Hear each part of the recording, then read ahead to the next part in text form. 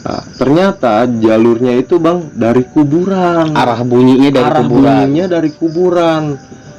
Kita datengin karena saya nggak sendirian bang, saya juga sama teman-teman kan. Mana berani saya masuk dalam kuburan kan sendirian.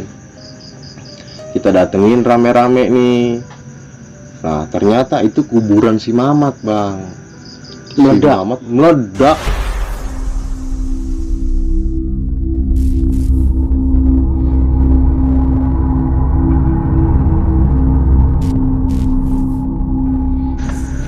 Assalamualaikum warahmatullahi wabarakatuh. Bertemu lagi bersama Tobat Nakal Official. Malam hari ini Tobat Nakal menghadirkan narasumber dalam acara Kismis, kisah misteri. Langsung saja kita bertemu dengan narasumbernya. Selamat malam, dengan Mas siapa? Hendy. Oke, Mas Hendy, yang mau diceritain apa nih pengalaman misterinya nih? Ini pengalaman waktu saya kecil ya bang ya. SMP. Itu ada di daerah Jakarta, tempat tinggal saya. Itu kuburan sampai meledak bang. Meledak, hancur seadanya. Oke, jangan dilanjut dulu. Buat teman-teman, jangan lupa klik tombol subscribe-nya, bunyikan lonceng notifikasinya, klik like juga share. Langsung saja cerita kita mulai.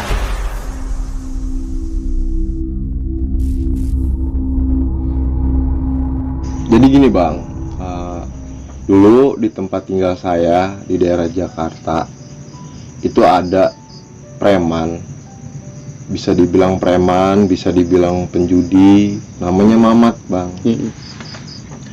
Nah yang lebih parahnya lagi itu dia bukan sekedar penjudi, bukan sekedar pemabuk, terus bukan sekedar perampok, maling, itu komplit semuanya. Udah bangor itu ada di dia. Yang lebih parahnya lagi main judi kayak sabung ayam, terus main judi QQ. Kalau dulu kan gitu bang ya, main QQ, terus main togel Singapura. Kalau dulu kan di tahun-tahun 2000-an itu yang lebih parahnya, Mamat itu main judi QQ atau sabung ayam aja di tengah kuburan bang.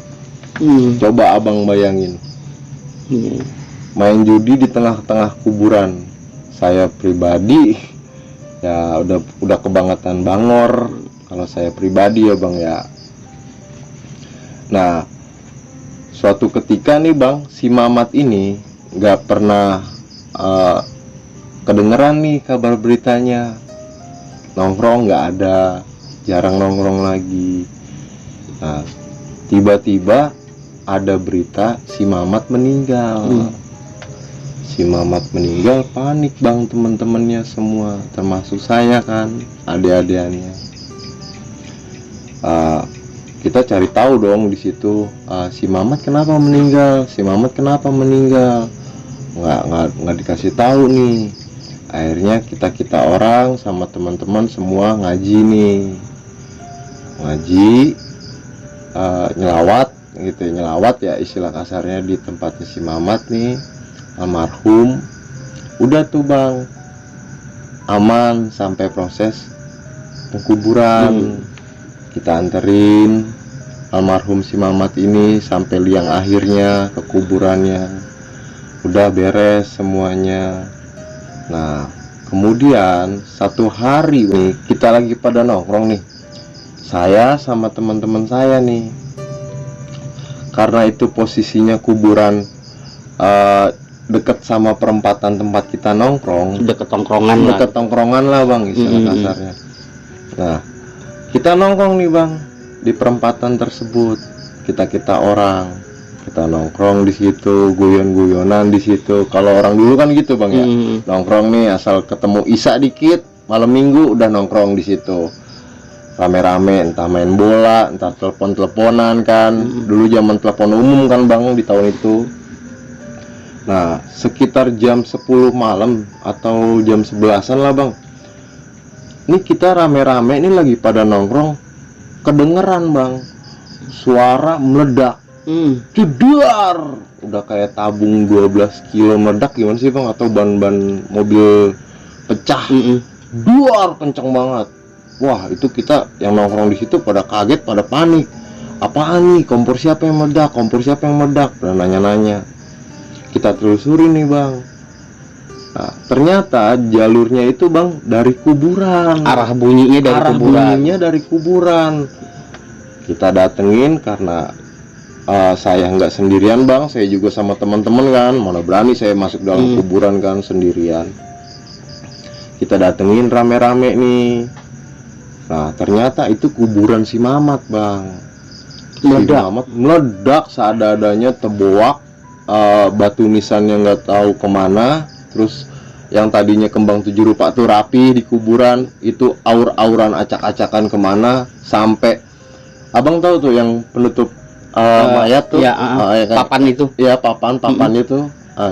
Itu terbang-terbangan nggak tahu kemana bang, acak-acakan. Berarti benar-benar bolong ke dalam. Bener-bener gitu ya? bolong. Nah Oke, cuman nih kita orang itu nggak tahu nih jenazahnya di mana. Kita nggak tahu. Nah kok nggak ada nih, nggak ada bang, nggak ada. Nah kita saking paniknya, saking takutnya juga. Nah karena di situ ada yang orang gedenya bang, dia berani dah tuh, namanya abang-abangan kan ya, dia maju duluan, dia ngeliatin, buru-buru bang lapor ke RT, lapor ke Pak RT bahwa kuburan si Mamat meledak kayak gini-gini, terus hancur lebur segala macem. Udah tuh aneh pribadi, saya pribadi itu langsung takut bang. Takut pulang ke rumah, kita diem aja, cerita sama orang tua, cerita kalau mah ini Pak Bu, ini kuburannya Mamat meledak ini tadi jam sekian. Nah orang tua bertanya-tanya bang, panik kan. Ya udah itu kamu makanya jangan nakal. Dulu tuh kan si Mamat ini zaman hidupnya itu masa hidupnya ya bang ya, masa hidupnya itu nggak bener lah, nggak bener bangor lah bang. Kalau zaman sekarang mah istilahnya. Nah udah nih bang, udah dilaporin, udah dirapiin kuburannya, udah kembali semula lah, udah normal lah. Nah udah dong, selesai perkara di situ. Nah tiba-tiba nih bang, suatu ketika nih setelah sehari itu kuburan meledak, hari berikutnya kita nongkrong aja nih bang nih, nongkrong lagi di perempatan, karena memang perempatan tersebut dekat kuburan tadi kan bang ya. Si Mamat ini ya kita biasa aja, namanya udah kejadian seperti itu, udahlah udah rapi ini. Yang namanya orang dulu kan bang, asal ketemu malam dikit pengen teleponan, pengen nongkrong sama teman-teman, nanyain gimana sekolah segala macem.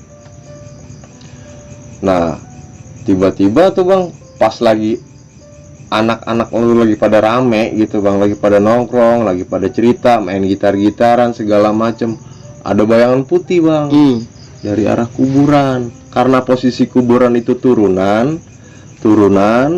Nah ada gardu bang, baru polisi tidur. Nah baru tuh perempatan tempat anak-anak nongkrong. Nah ini kok diliatin bayangan putih tersebut kok semakin lama semakin deket bang. Aneh sendiri, makin jelas bang. Aneh sendiri takut, saya sendiri takut bang, takut banget. Sampai ngeliatin, ini siapa? Diliatin bayangan putih, kok dilihat kayak kain kok lama-lama jelas mukanya. Nah itu mukanya si Mamat bang. Bukan saya doang yang ngelihat, semuanya anak-anak di situ, teman-teman saya itu pada ngeliat, pada kocar kacir, langsung pada kabur langsung bang. Karena posisinya itu kita memang lagi nongkrong, gitar-gitaran, arah ke kuburan. Nah ngelihat jelas mukanya si Mamat itu berantakan bang, gosong bang, sini seadanya, entah dia gosong, terus bernanah, berdarah.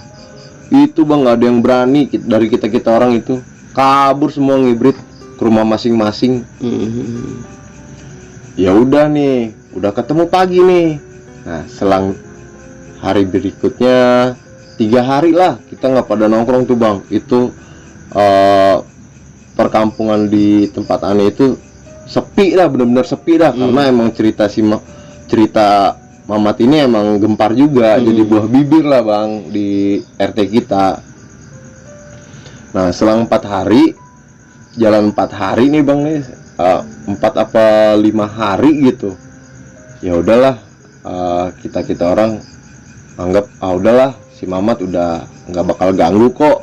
Orang udah meninggal ini ya namanya bocah ya bang ya, bangor istilahnya. Kalau orang dulu mah kalau udahlah setan ini nggak bisa gituin manusia gitu kan, ya udah kita nongkrong nih bang, bangor, ngeyel. Kalau orang bilang sekarang mah ngeyel, kita nongkrong nih. Nah lagi asik-asik, ada yang telepon-teleponan, ada yang main gitar bang. Nah kok ada suara-suara gitu, panas, terus tolongin saya. Itu bukan cuman saya bang, saya tuh bang merinding seadanya. Nah nih jangan-jangan masih nih Mamat nih, udah tuh satu-satu pulang. Alasan tuh bang, hindar atu-atu pulang ke rumahnya. Gue pulang. Saya sendiri pulang bang, takut, langsung pulang. Udah tuh bang, saya pribadi udah nggak takut lah bang, nongkrong lagi di perempatan. Karena kan emang udah terornya Mamat itu emang udah nyata gitu bang. Udah berkali-kali ketemu, ketemu, udah jahil, udah bangor di dunia nyata, bangor di alus juga gitu kan. Istilahnya.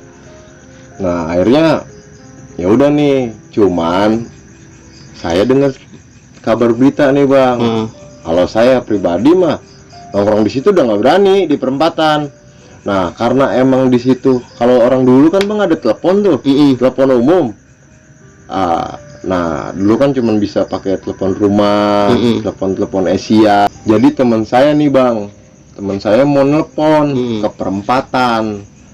Karena kan telepon umum itu ada di perempatan doang. Dia mungkin mau nelpon ceweknya kali ya, kita kagak tahu. Nah tiba-tiba bang, sebelum dia datang tuh telepon udah goyang-goyang bang, udah gagang telepon itu terbang. Nah akhirnya dia nggak jadi telepon, dibalik lagi ke rumah. Wah, nah besokannya dicerita sama anak-anak, semalam gue digodain katanya, gagang telepon sampai terbang-terbangan katanya. Lo emang kok bisa, emang lu jam berapa digodainnya? Masih sore gitu. Udah nih, nah udah nggak dengar kabar berita. Nah tuh ada kabar berita lagi bang, karena kan emang udah di RT situ udah rame banget bang, udah jadi buah bibir tentang si Mamat ini. Nah kemudian nih bang, ada lagi cerita nih. Nah jadi saya dengar cerita lagi nih bang, karena saya udah nggak berani nongkrong di perempatan. Asal udah isya saya pulang. Itu tetangga saya pribadi namanya Ahmad bang. Dia pekerja. Nah dia kalau pulang kerja itu bang, itu sekitar jam 10 sampai jam 11 malam. Nah, karena jalurnya itu jalur ke arah kuburan, karena kan rumahnya si Ahmad sama rumah saya itu kan lewatin kuburan bang, ke atas. Jadi mau nggak mau ya lewat situ. Balik nih bang, dia balik kerja lewat kuburan. Nah tiba-tiba itu ada bayangan putih gelinding bang, gelinding kayak bantal gelinding aja gitu. Di turunan gitu kan, di jalanan aspal. Pas dia belok ke perempatan arah ke kuburan, itu kayak gelinding gitu. Mungkin dia pikir apa dia berhenti pas deket, ternyata pocong bang. Pas dia mentok tuh sampai depan motornya ditinggal, kabur bang seadanya. Masih diteror juga itu hari saat pulang. Udah tuh 2 hari kemudian nggak ada tuh kabar berita lagi. Teror tentang si Mamat nggak ada. Nah tiba-tiba ada lagi kedenger bang, dia datengin semua teman-temannya bang, Teman-teman si Mamat tuh. teman-teman si Mamat, yang temen main judi di Kober, yang main sabung ayam di Kober, yang ngecak angka Singapura di Kober, yang mabok-mabokan di Kober, itu dia datengin bang, datengin satu-satu, diketok rumahnya, tok sekali, dilihat di jendela nggak ada, diketok lagi, tok 2 kali, nggak ada. Ketiga kalinya bang, tiba-tiba pas dia buka pintu, nah itu mukanya si Mamat bang, langsung bang ditutup jebret. Nah itu dia dari balik pintu itu dia denger bang, katanya dia denger, dia pengen minta maaf, terus tolong doain saya, tolong maafin saya, panas, cuman itu aja yang diucapin sama Mamat bang. Jadi dia ngerasa panas. Pesennya begitu. Pesennya begitu bang. Itu ke semua temennya tuh. Ke semuanya itu bang, rata seadanya. Sampai temen dia minum ya bang ya, terus temen dia nongkrong, sampai temen dia ngegarong. Kita kan nggak tahu itu rumahnya di mana-mananya. Itu didatengin bang satu-satu. Dia minta maaf, pengen minta maaf karena panas mungkin ya, pernah jahil sama orang tersebut. Kita kan nggak tahu, cuman Mamat dong yang tahu apa yang dia lakuin bang. Nah terus udah tuh bang, udah santai itu sekitaran semingguan lah, seminggu nih. Cuman anak-anak masih nongkrong di perempatan, nggak sampai malam. Habis sisa jam 8, jam 9 pulang. Habis sisa jam 8, jam 9 pulang. Karena masih takut juga gitu. Karena masih takut juga bang, karena kan kita nggak tahu jahilnya sampai mananya. Setelah itu ada kejadian apa lagi tuh? Nah saya dengar sih bang ya, saya dengar itu ada lagi kejahatan yang Mamat lakuin bang. Itu jadi ada tukang somai. Kalau malam kan ya tukang somai itu suka jalan tuh keliling, nawarin dagangan, jualan lah gitu bang. Itu sempet bang digodain, ntar dibilang, bang pesen bang, udah dia mesen, udah makan, tiba-tiba dia berubah, jadi pocong dengan kondisi kebakar, gosong mukanya, terus habis itu bernanah belatung. Ya kita sih dengar cerita aja bang. Nah yang lebih parahnya lagi bang, pernah nih bang, bukan saya sih, saya kan namanya bocah kecil, cuma dengar doang bang. Itu ada tetangga saya, itu dia cerita, emang karena sama si Mamat ini CS banget bang. Nah CS banget dah, soulmate-nya kalau istilah sekarang gitu ya bang. Nah dia pedagang minuman keras bang. Temennya Mamat ini, CS-nya ini. Nah datang bang ke sono, kucuk. Sekitar jam 12 malam katanya, kondisi warung lagi sepi, habis hujan. Dia biasa nih dagang kan, CS-nya si Mamat ini. Tiba-tiba ada yang bilang, ada yang teriak, beli. Yang namanya warung ya bang ya. Kalau ada yang beli ya disamperin.